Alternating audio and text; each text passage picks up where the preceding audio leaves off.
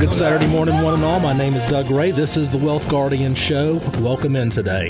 As usual, I always want to give respect to our men and women serving in the armed forces for us. And today I also want to pay respects and say a big thank you to all of the police officers out there. Thank you so much for what you do for us. Well, today is a treat. Today I have a guest, Bob Rinear. He's back. He actually had him on the show over a year ago. Let me refresh you. Bob is editor of investyourself.com. Great website. He's got a free part and a pay part of it. He's also an investor himself. He invests for his own account. He does not trade other people's money. And he has a radio show down in Sarasota, Florida. So I asked Bob to come on today because I've been reading his material ever since I had him on the show last year. I've also subscribed to his website.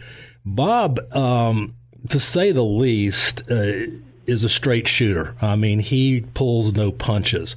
I wanted Bob to come on the show today and talk about just general things going on in the economy, in the world, in politics, and hopefully you folks can learn from it.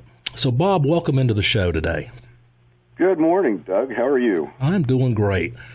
You know, you and I talked on the phone this past week in preparation for the show, and I told you that after '08, my eyes flew wide open when I realized that there was no shovel-ready projects.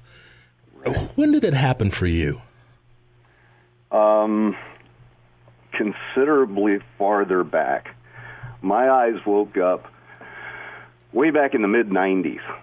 And that's kind of how I got involved with personal investing, was that if I followed what I learned in school about what's supposed to make stocks move, I lost money. If I dug beneath the mainstream media's telling me of how things were going and found some truths, I made money. And I seized on that, and I said, you know what? I think a lot of people are being deceived, and they need to understand what's really going on. So I've been kind of like, the tinfoil hat-wearing guy for a long, long time, but the old story, today's conspiracy nut is usually, next year's truth. It ends up coming out in the wash, Well, unfortunately, I think you're right. I never believed in conspiracy theories. When I came out of the military, I just thought there's no way all this crazy stuff could happen. Too many people have to be involved. Joined Merrill Lynch after that, and I thought, it's a free market. All ideas are out there on the table for every investor. But boy, was I wrong. And here we are at all-time highs after the Brexit situation, where on Friday and Monday the whole world was falling apart. How do they get us to all-time highs after that event? It just boggles my mind. Well, the interesting part about this is that the average person, and you and I have talked about this off air, the average person really believes that things must just be wonderful. I mean, they're using the stock market as a gauge of the economy, and they're saying, well, boy, if there's something going wrong in our lives, it must just be us, because look at this market. It's on fire. And, okay, I've lost my job, and I'm working 2 part-time jobs, but, boy, the economy must be great. Look at the stock market. Well, that's part of the optics that the central banks around the world are using to give that illusion that everything's fine. We fixed all the problems from the 2008-9 debacle, and it's just not true. We're in worse shape now than we were during that situation, and they've papered it over. And like right now, just if people wanted to try and pay attention, the central banks around the world have bought $600 billion worth of assets, and 20% of that is strictly equity stocks. So what happens is, take yesterday, for example. The market was pretty much flat all day long, and then in the last hour, they came in and they bought up $2 billion worth of stocks. Well, that's not hedge funds doing that. The quote smart money has been leaving the market for the last 18 weeks in a row. That's central banks coming in and saying, we're going to support this market at all costs. And they've got kind of an interesting thing going. I mean, if you're the Swiss National Bank and you can print money out of thin air and then use that fake money to go in the market and buy 10 million more shares of Apple, yes, it moves the price of Apple stock, but what about true price discovery? There is none anymore, because the central bankers don't work like a person that you would be talking to about buying a stock. You would be talking about finding the right price to enter or to exit. Central banks don't care about the right price. They just need to keep buying stocks. And so here we are. We're at all-time highs in an economy that really couldn't support the Dow at 8,500. You know, you and I know that fundamentally this market deserves to be thousands of points lower. And my fear is that people are just looking at their 401ks and they're feeling happy and comfortable about that. But one day, it's got to end, doesn't it? I mean, they can't do this forever, can they? No, they can't. Now, they can do it a lot longer than they would rationally think that they could, but they can't do it forever, no. And the reason why is what'll change is eventually the velocity of money will change. And a lot of people don't understand what that means. It just means that the velocity of money is a measure of how often dollars change hands, so to speak. And right now, that velocity is at an almost all-time low.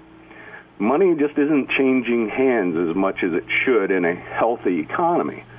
Now, as they keep printing and printing and buying and trying to stimulate this economy with crazy things like negative interest rates, et cetera, at some point, and it happens really quickly, the velocity of money changes. It starts to speed up. People do start throwing money around, but it hits so fast it turns into an inflation that often goes hyper. That's the same thing we saw happen with the Weimar Republic back in Germany in the 20s. They had deflation for the longest time, and they kept printing and printing and printing and printing, and all of a sudden, almost like you snap your finger, inside of weeks, prices went ballistic, and before you knew it, the entire situation blew up. And that's what I'm afraid we're looking at here. So if you just joined us, today's guest is Bob Rinear. He is the editor of investyourself.com. It's a website I would encourage you, highly recommend that you get on.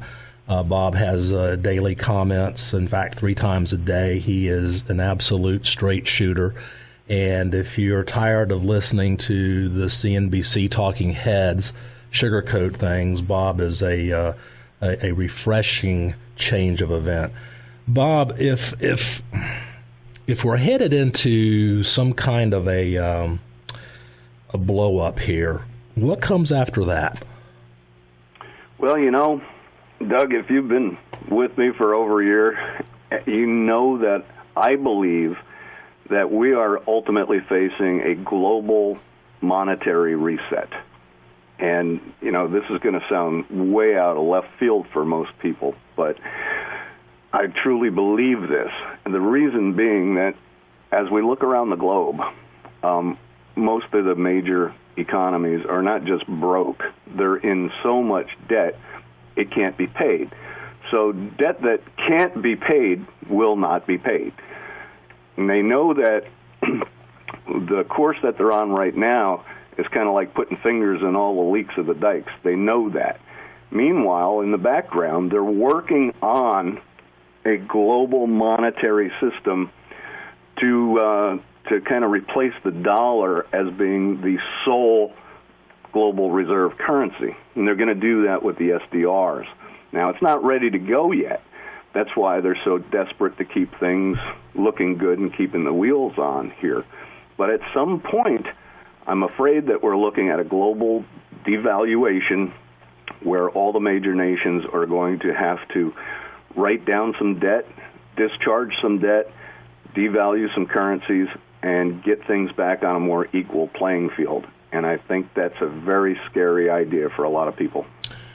Well, you know, we, the United States, we're sitting here with $20 trillion in debt. There's no way that can be repaid. Any sane, logical person who looks at that, there's no way it's going to happen. We see negative interest rates for the first time in mankind's history in Europe. I mean, it seems to me like whatever's going to happen has to happen relatively soon.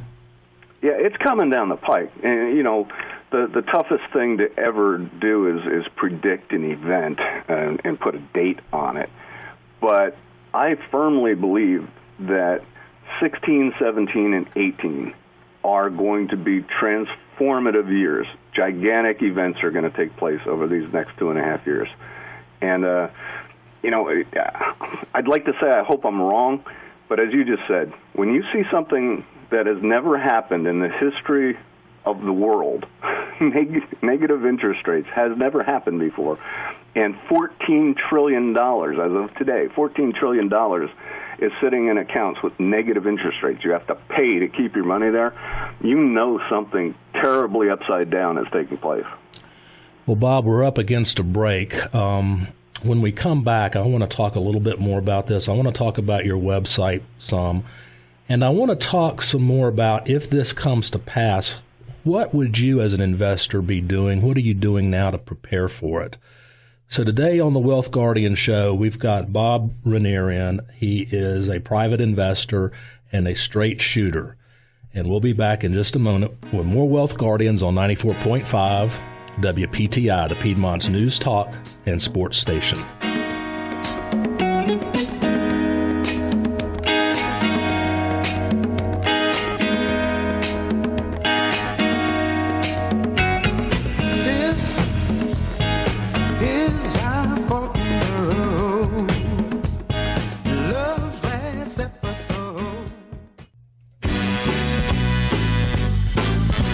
And you're back with more Wealth Guardians here on 94.5 WPTI. Today I have Mr. Bob Rinear in. Bob is a private investor in Sarasota, Florida. He has his own radio show, and he has a very unique website called investyourself.com. I've been a subscriber to that website now for, I guess, a little over a year. What I love about Bob and his approach is he is an absolute straight shooter. He'll tell you what he thinks. He won't mince words. And he is definitely not politically correct. Bob, that's a truism, right? You got that one right. Yep. Before the break, we were talking about how this Alice in Wonderland market with the central banking interference is going to end. You made an astonishing statement that you said you thought that what's going to happen is they're going to collapse the whole thing and bring back in one world type financial system. If that's truly going on, A, how do you prepare for it? And B, what are you doing for it? Yeah, I think it really is true. I do believe that debts that, can't be paid won't be paid, and therefore they have to do something about this. Eventually they run out of gimmicks to keep things going, and we're getting pretty close to that. As a matter of fact, just this week, one of the Federal Reserve heads, Miss Meister from Cleveland, was in Australia, and she literally said that, quote, helicopter money could be the next thing that the feds try if indeed they need to stimulate the economy more. Helicopter money meaning literally the Federal Reserve prints money and sends it to your house, puts it in your bank account. Go ahead, folks, go buy things to stimulate. These are the desperations that we see right now, and it's not just here. It's in Europe. In Europe, Mario Draghi is printing 90 billion euros a month, every single month, and buying up stocks and corporate bonds. Over in Japan, they just announced another 10 trillion yen stimulus package. It's just global. It's worldwide, and it's kind of like being in the last innings of a real long game, and we're reaching the end of this. So if I'm right, and we're going to have these devaluations around the world, we're going to have almost a new global reserve currency launched. Your people can look up SDRs, special drawing rights, and see how the people over in Brussels are trying to get that together so that they can rush in and save the world. So what do you do? Well, we were talking just a minute ago about the fact that negative rates have never been seen in history before. Well, one other thing about history that has been a constant is that gold and silver have always been worth something. While I can point to 133 currencies that have disappeared from the globe, there has never been a time in human history where gold and silver was worth zero.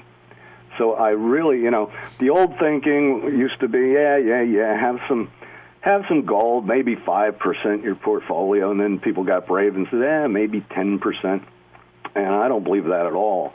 One of the things that they used to laugh about gold was they'd say, hey, this stuff is kind of worthless. It just sits there. It doesn't have a yield. It doesn't return anything. Well, one, it's not supposed to. But two, now in this crazy world of up being down and down being sideways, if you've got negative interest rates where it actually costs you money to keep your money in an account, gold paying no interest rate is giving you a way better return, isn't it? So I tend to think that people desperately need to have a pretty big chunk of gold and silver in metal form, in physical form, and not kept at their local bank deposit box. I mean, somewhere around the house, get creative.